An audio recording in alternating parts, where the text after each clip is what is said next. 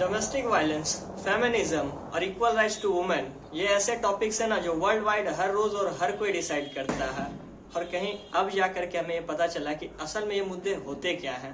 और पर्सनली अगर मेरी राय माना जाए ना, तो हमारी इंडियन सोसाइटी जिम्मेदार है इस तरह के प्रचलन को चलाने के लिए, इस तरह के खतरे को बढ़ाने के लिए जो अब जेंडर इनइक्वालिटी का रूप ले चुकी है।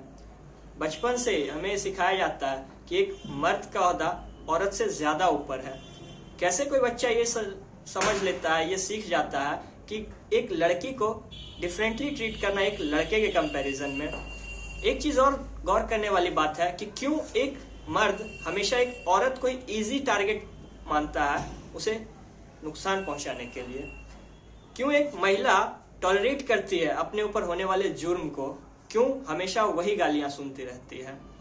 क्या ये सचमुच में इशू है वुमेन राइट का या फिर ह्यूमन राइट का? या मैं बात कर रहा हूं एट्रोसिटीज ऑन वुमेन। यस, तो हमारी इंडियन कॉन्स्टिट्यूशन में ना प्रोहिबिट करती है कि डिस्क्रिमिनेशन अगर जेंडर बेस्ड हो तो उसके खिलाफ एक्शन लेने के लिए, और गवर्नमेंट को स्पेशल पावर प्रोवाइड करती है कि वो एक स्पेशल मेजर्स ले उन सभी चीजों को रोकने के लिए। लेकिन इन सभी एम्पावरमेंट का क्या फायदा जब हमारी 48% पॉपुलेशन कर्फ्यू में चली जाती है शाम 7 बजे के बाद। Yes, I am talking about the 48% population of India women. अगली बात यह है कि अक्सर हमें लगता है कि वुमेन्स घर में ज्यादा सेफ हैं।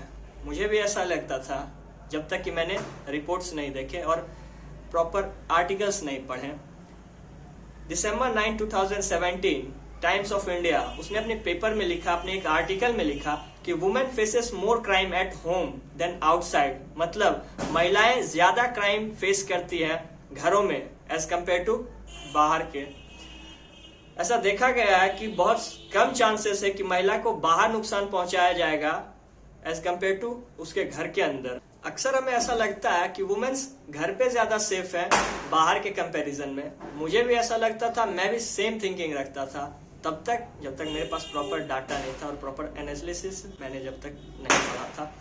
मैं एक रिपोर्ट आपके साथ शेयर करता हूँ। दिसंबर 9, 2017 टाइम्स ऑफ इंडिया उसमें लिखा गया है कि a women face more crime at home than outside and that crime may be in any form whether it is domestic violence, financial weakening, mental harassment और एब्यूज और verbal abuse.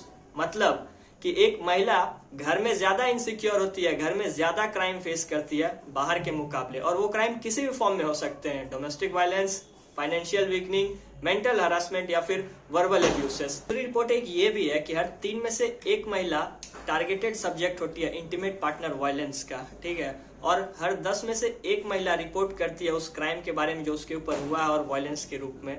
और बहुत सारे डेटाज ऐसे हैं, कहीं ना कहीं शर्म से, डर के, परिवार के दबाव के कारण वो रिपोर्ट ही नहीं पहुंचती है हम ऑफिसर्स तक, और ना पुलिस स्टेशन में रिपोर्ट किया जाता है। स्पेशली रूरल एरियाज में ये देखा गया है एक स्टडीज के मुताबिक कि 70% महिलाएं जो हैं वो टारगेट होती है डोमेस्टिक वायलेंस का। ऐसा क्यों? क्योंकि वहाँ एजुकेशन की कमी है और कहीं ना कहीं समाज और सोसाइटी के प्रेशर के कारण महिला रिपोर्ट ही नहीं करती और डोमेस्टिक वायलेंस को अपने ऊपर सहती रहती है। एक और रिपोर्ट ये भी है कि वुमेन्स ज्यादा प्रोडक्टिव होती है एक मेल के कंपैरिजन में। क्यों? क्योंकि एक स्टडी में देखा गया है कि महिलाएं पुरुषों के मुकाबले में 10% ज्यादा काम करती हैं। 55% वर्क जो है कहीं भी ऑफिसेस में, वर्क प्लेसेस में महिलाओं को ऑफर किया जाता है और 45% वर्क ही सिर्फ पुरुषों को ऑफर किया जाता है। लेकिन सब के बावजूद भी महिलाओं को कहीं ना कहीं लेस पेमेंट मिलता है, जितना वो काम करती है उतना नहीं मिलता है। अगर 55% काम करने के बावजूद भी उन्हें सेम पेमेंट मिले जितना कि इस मर्द को मिल रहा है 45% काम करने के बाद, तो बताइए कहाँ गए ह्यूमन राइट्स और वुमेन इक्वल राइट्स? सब बेकार हो गए हैं। दूसरी बात, एक रिपोर्ट ये भी कह रही है कि अगर हमें महिलाओं को पावर देना है ना, तो उन्हें प्रॉपर्टी राइट्स देने होंगे।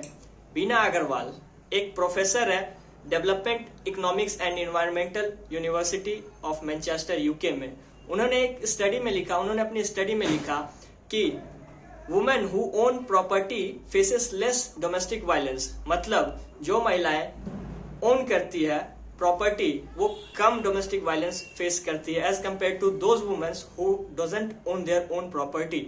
एक और रिपोर्ट कि लैंड की तो बात हो गई, प्रॉपर्टी रिपोर्ट्स बता दी हम लोगों ने, कि आपको एक बात पता है कि पूरे ऑल ओवर दुनिया में सिर्फ 20% भी नहीं, 20% से लेस वुमेन्स ऐसे हैं जो कि इक्वल राइट्स रखते हैं लैंड पे, जिनका प्रॉपर पोजेशन है लैंड पे, जो कि ओन करते हैं लैंड को।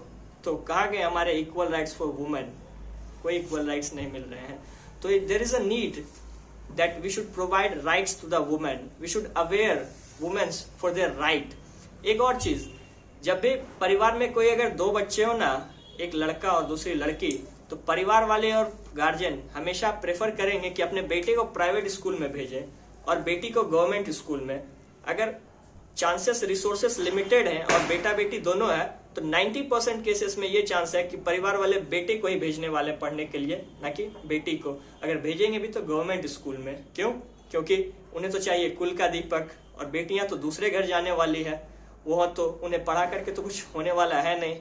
तो इस मेंटेलिटी के कारण कहीं ना कहीं बेटियां पीछे रह जा रही है।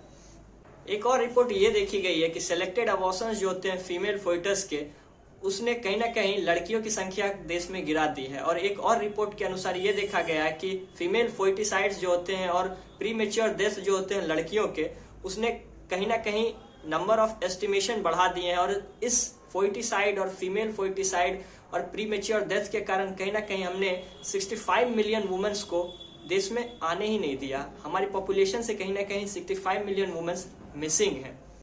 तो फाइनली एक ही कंक्लूजन निकलता है, एक सवाल निकल करके आता है कि क्यों इन सब चीज़ों को रोका कैसे जा सकता है। तो एक प्रॉपर वे नहीं है कि इस रास्ते पर चल करके, किसी एक रास्ते पर चल करके ये कभी नहीं रुकने वाला है। हर चीज़ के लिए बहुत सारी चीज़ें करनी होगी। जैसा कि मैंने कहा कि रिपोर्ट्स कहते हैं कि डोमेस्टिक वायलेंस होते हैं और उनके बारे में रिपोर्ट्स ही नहीं किए जाते पुलिस स्टेशंस में। क्यों? क्योंकि महिलाएं डरती है इंडियन सोसाइटी के कारण। तो पहले सोसाइटी को अपनी मेंटालिटी चेंज करनी होगी। दूसरी बात, महिलाएं के पास प्रॉपर्टी राइट्स नहीं है, प्रॉपर्टी राइट्स प्रॉपरली देने पड़ेंगे उन्हें। तीसरी बात, महिलाओं के पास एजुकेशन नहीं है, अगर है भी तो प्रॉपर एजुकेशन नहीं है, प्रॉपर एजुकेशन देना पड़ जाएगा। चौथी बात, हम सबको एक होना पड़ेगा, क्योंकि अगर आपने ये वीडियो पूरी देखी होगी ना, तो मैं आपसे यही बात कहूँगा, it's not a new story, it's a true story.